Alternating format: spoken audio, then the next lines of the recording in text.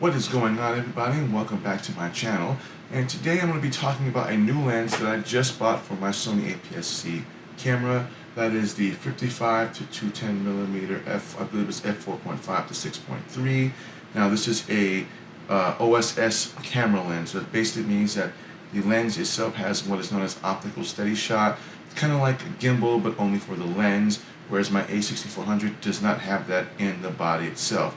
Now this is not going to be replacing my previous lens, which is my 16 to 55 millimeter or 50 millimeter lens. It's actually going to be complementing this lens, and so I wasn't going to do an unboxing of it, but I just got it yesterday. I already pulled it out and was playing around with it. So this is what it looks like. As you can see, in comparison size, it's a little bit bigger than the 16 to 50 millimeter. Actually, it's a lot bigger, as it has a 55 to 210. This is only a 16 to 50 millimeter. Now this is a manual zoom lens. So what does that mean? That means this little ring right here, you take that, that's at 210 full extend, that is at 55 millimeter. Whereas on my 16 to 50 millimeter, it's only, you have this button right here, which allows you to do it electronically without having to do any type of twisting of any type of manually doing, or basically you don't have to do it manually with this lens. And with this paired with a Sony remote, you can actually do all the zoom in and zoom out with the remote itself. Unlike the 55 to 210, you actually have to manually zoom it. Now, I haven't had a chance to actually play around with it. It's been raining the last couple of weeks, and it's been pretty windy, so I don't want to be taking photos or doing any type of videos when it's pretty windy outside, because I don't want to be damaging the lens. So it's a pretty light lens. I believe it weighs about 12.3 ounces. So in perspective, this is my Sigma lens. This is my 16 millimeter f1.4. Now this weighs about 14 ounces, and this weighs about 12 ounces. So it's about 2 ounces heavier than this lens. And when you hold them side by side, it doesn't really feel like this is any much heavier than this lens. They actually feel about the same, give or take, but that's pretty much how that works in terms of just weight and size comparison. Again, you can tell that, as you can see right there, that is the 55, and then it goes all the way to 75, 100, 135, and then 210. So that's going to be your max extend at 200, and then in between you've got your 135, and then obviously your 100, and then you got your 70, and then you've got your 55. Now this will not be replacing my 16 to 50 millimeter lens. Is actually going to be complementing that lens, as I can get a much closer zoom in with this. Now I'm not really going to be doing it for any wildlife photography or anything of that nature, because I just don't really do that on my channel.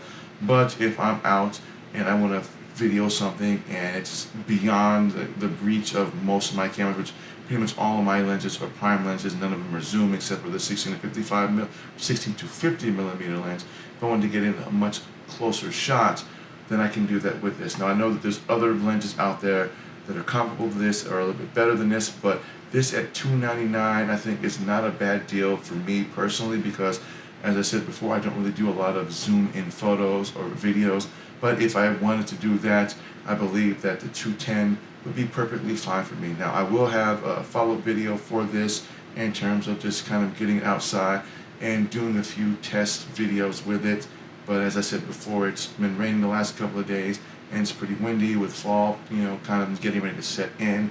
I will try and get a video out for this, but I will have a link in the description if you want to take a look at this lens. I got this from Best Buy, I believe, for like $300, which I believe is what it costs. Normally it's around $300, and I'm right off the top of my head. And I just got the lens yesterday, so I haven't had a chance to kind of play around with it.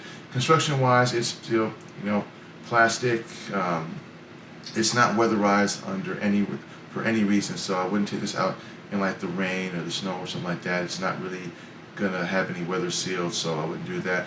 It does have OSS, which stands for Optical Steady Shot. So there is a kind of gimbal-like in this, as opposed to in my a6400 where there's no IBIS at all. It does have an electronic version of IBIS called OSS in the camera itself, but it's not the same thing as the a6600, which has IBIS in it, which stands for Body Image Stabilization, which means that even if the lens didn't have a stabilization in it, the body still has it. So I'm looking forward to actually getting that camera within the next month or so. So stay tuned for that video. I'll have that video drop down assume once I eventually get that camera lens. But construction wise, it's not bad.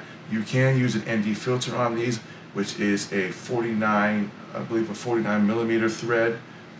You might not be able to see it, but the funny thing is that my 16 millimeter f2.8 Sony lens uses a 49 millimeter ND filter, so I can actually use the same ND filter on that lens on this. This is going to be your manual focus lens. So again, when comparing it to the Sigma lens in terms of just weight wise, it's not too heavy. So what I'm going to do is I'm going to actually take this off and I'm going to pop this on my a6400 so you can see what it looks like on my a6400. Now for those who've never used a Sony camera or looking to buy the first Sony camera and they have the kit lens and they're looking to buy another lens to add on to it, the easiest way to put on the lens is pretty simple. As you can see, there is a little white knob right there. You might not be able to see it through the camera, but it's right there, that's a little white knob. And then here on the lens, there's a little white thing next to the lettering right there. That's your little white knob. You take that, you measure it up to the white knob on this, and basically you'll know because when you twist it around, it'll be uneven, but once you get it in, just like that, you simply just twist and it clicks. So this is what it looks like on my a6400. This is in the 55 millimeter standard. And if I were to zoom it all the way out to 210, that's the length. Now again, it's not a heavy lens, so even if you have it fully extended to the 210 max, it's still bearable. I mean, you can actually still hold this without having to worry about, oh, is my forearm gonna get tired, or am I gonna get tired holding this for a couple of hours? It's still pretty light. I'm not gonna lie, that's a lot different than obviously a lot of the G Master lenses, which are gonna be much more heavier up in the front, and they might add a little bit of bulk, but this lens, not so much. Actually still works, it's pretty doable. But normally 9 times out of 10, if you're gonna have a lens like this on this camera, I wouldn't recommend this kind of walking around and trying to do any type of video shots with it. I would actually post it on a tripod, that way you can get a much more smoother video transition out of it. Again, because it has OSS on the lens, but if your camera does not, it does make it a little bit more shakier, especially if it in a much more zoomed out function. So if you have it like say 100 or 135, you'll probably notice a little bit of shaking in the video when you're doing that. Otherwise, I would recommend putting it on a tripod.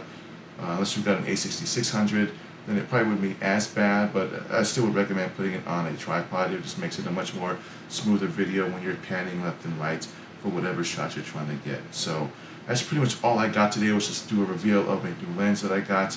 I will be doing another video on a test shot with this once the weather kind of improves somewhat. I would have tried doing it today, but it's pretty windy out there, and so maybe tomorrow. But I will try and get some test videos of this when I get a chance to, so stay tuned for that video when that drops. And if you're not subscribed to my channel, don't forget to smash that subscribe button, hit the bell notification, that way you don't miss content when I drop it. And again, I want to thank everybody for watching this video. If this video was helpful, give me a thumbs up. And again, my name is Black the Apple Guy, and I will see you guys in the next video. Peace out.